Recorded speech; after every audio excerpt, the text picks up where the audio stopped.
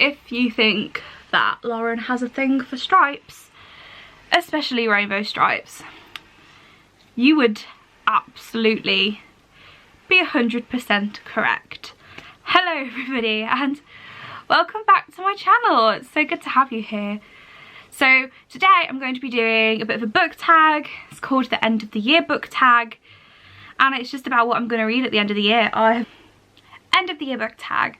This tag, I'll pop the original creator of this tag down below. I believe it was created a couple of years ago, but the first question is, are there any books that you started this year that you are yet to finish? Yes. There's a lot of books that I've DNF'd this year. I am going to do a video on books that I've DNF'd this year and I don't plan to finish. However, one book that I do plan to finish is The Miseducation of Cameron Post by Emily Davenport by Emily Danforth. I started this during the Contemporary-a-thon. I've kind of put it down, picked up other things, but I'm really enjoying it and I 100% intend to finish it before the end of the year. Whether that will happen or not, I don't know, but I do intend to finish it. And maybe there's a couple of non-fiction books that are floating around here and there that I might intend to finish, but that one is my main intention to finish. Next question is, do you have an autumnal book to help you transition into the end of the year? Don't know if I really do. I have recently been reading The Bone Season by Samantha Shannon. That's anything kind of fantasy and spooky. I guess kind of like I'm going to read Wayward Son by Rainbow Rowell and Ninth House by Leigh Bardugo. I've also got Sleeper in the Spindle by Neil Gaiman and Lock and Key by Joe Hill, which are all kind of like dark, spooky books, and I plan to read those throughout the month of October. So I guess those, I kind of like to read more darker, thrillery, more dark fantasy books when it comes to this time of year. I absolutely love nothing more than curling up with a hot drink and a fantasy book. So yeah, I tend to go with more darker, kind of more fantasy books, kind of longer reads as well, because I spend more time inside. And I really like to create that atmosphere with a candle, with a hot drink, things like that. Question number 3 is there a release you are still waiting for? Hell yes. Yes.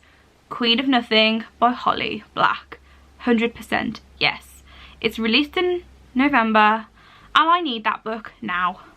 I read The Cruel Prince and The Wicked King at the beginning of last year and I need the next book. Do I need to say any more? Number 4 is, what books do you want to read by the end of the year? Oh boy. Queen of Nothing is definitely one.